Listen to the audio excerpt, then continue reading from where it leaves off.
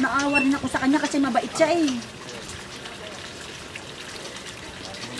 Hindi yan ang nakita kong ina na hindi madamot sa anak.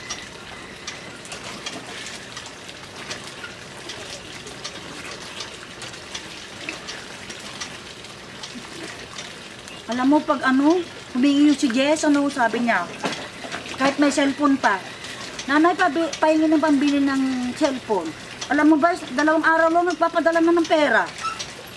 Ang bait talaga niyan. Hindi siya madamot sa anak. Kaya na may nanay din akong ganyan, no? Pinulam mo. Sasabihin mo, mabait. Tanggalin mo. Huwag ka na, tatabuin kita. Tanggalin mo. Tatanggalin ko na, tatanggalin. Ano pa bang nilagay mo dyan? Tapos pinulam mo, patapos sasabihin mo ngayon, mabait. Kaya nga ako kinulam dahil mabait eh. Ganun ba yun? Oo. Pag mabait ba, madaling kulamin? Oo. Talaga? Oo. Ayun yan sa mangkukulam na nagturo sa'yo? Hindi naman. Kaya lang i-try ko lang. Pero hindi ako makapasok-pasok na agad, matagal. Maraming dasal. Kasi yan lagi sa church. Dadasal yan. Maawit pa yan sa church. Dadasal sa church yan, ginagamit. Kaya alam ko na mabait yan. Yung anak ng Jenny ang pangalan, salbahe yun. Dinuro-duro ako noon. Kaya tapos ang lakas-lakas ng boses, alam kaya nilagyan ko ng bukol dito. Nilagyan ko nga ng bukol. Para pag nagsalita lalong bukol dito. Pahigain mo. Ayaw.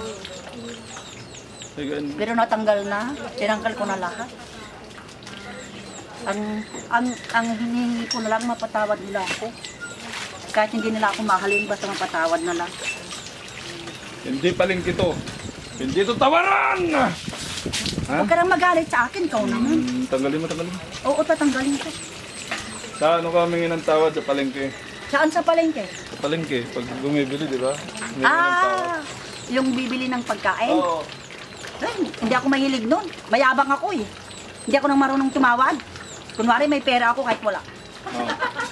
Ganun. Para sabihin nila, uy, hindi ka marunong tumawad mo. Siguro mapera ka, hindi na lang ako i-imit. Sabi ko, ganun na lang ako. Ganun ako. Ayos ah. Kunwari lang yun. Kunwari lang may ano. Oo. Pero walang-wala. Walang-wala. Hindi nga makabayad ng kuryente. Napuputulan nga kami ng tubig. Kawawa naman. Oo, sa kayabangan ko. Ganun kasi yung mga mangkukulam, walang blessings, na? Alam ko na. Kaya pala hirap na hirap kami. Oo. Dahil masama ako. Tigilan mo na yan, ha? Oo, titigilan ko na. Sana mapatawad ako. Yun na lang. Ano ba yung libro? Binigay sa'yo o kinopya mo o ano? Hindi binigay sa akin, di ba sinunog ko na? Oo. Di ba sinunog ko na? Paano mo nga nakakuha yun? Binigay sa akin ng matanda. Babasahin ko lang daw lagi yun. Oo. Di ba pinasunog mo? Oo. Sunog na, ano pa gagawin ko? May natira pa. Wala na talaga.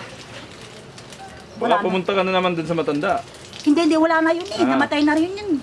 Namatay na? Oo. Wala na akong problema. Oo, patay na yun. Wala akong problema. Akala ko nga hindi. Akala ko nga magtatagumpay ako eh. Isa akong sikat na mangkukulam. Wala. Ganun. Nadisgrasya ka dito ni Superintendent. Oo. Oo, isang gamutan lang, yari ka agad. Oo. Wala.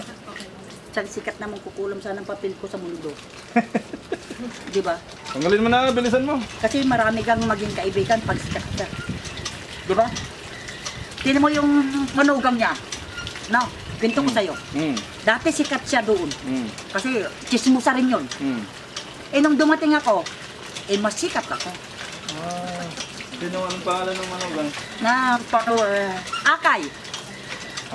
Kilala siya doon eh. Kasi marami din nainggit yung sa manugang niya. Kasi nga, di ba pag nagpadala yung nanay nila, may lagi pag nagpadala yung nanay, pupunta na sa palengke, mamimili na, mga kapitbahay naman ng gitera, ayun, naka-chismis agad. Siguro may dumating na pera galing sa nanay sa abroad, ano? Oo. Hindi naman ako kumikibo. Kasi nainggit din ako, pero hindi ako kumikibo. Para hindi halata, di ba? Sabi ko lang, di hayaan niya. Pero nainggit-inggit ako talaga nun. Kasi asawa din ako ng anak nila nun. Nung dumating ka, hindi na yun sikat, ikaw nang sikat. Oo, kasi alam mo, Eh bakit ayaw nila sa'yo kung sikat ka sa kanila? Hindi, ganito yun. Mm. Nagpadala yung nanay niya ng pera. Mm. Sabi niya, tulungan mo yung mga kapatid mo. Mm. Imbes na umutang tayo ng patubuan, yung pera na, alam mo, malaki ng pinadala ng nanay ng pera kayo. Mm. Alam mo, yung pera na yon, nag-away-away kami, Mm. yung pera na yon, hindi namin binayad sa nanay. Mm. Ginamit namin yon, bumili